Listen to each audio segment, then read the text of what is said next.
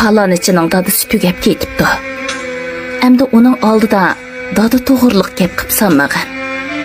Ko'ngli yerim bo'lib qolmasin, deydi dadam. Avu qo'shnimiz peshkalchilikka uchrabdi. Uyining oldidan o'tganda yerga qarab mang'in. Hergizmi bo'ynini so'zib, hovlisining ichiga qarab sanma. Tamaşasını ko'rgandek bo'lib qolmasin balam, deydi apam. Hattoki yigitlarda namrat tuqqanlarning uyiga borsak, apam bizning yangi kiyimlarimizni soldirib yetdi. Ko'nroq kiyimlarimizni kiygizib qo'yatdi.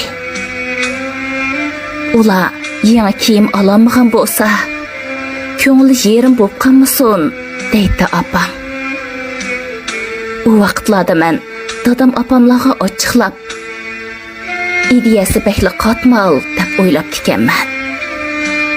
Aslida haqiqiy muhabbat degan untinsiz, davronsiz bo'ladi ekan emasmi? Ular shundoq kishilar ekan asli. Zarracha mehrni muhabbat deb biladigan.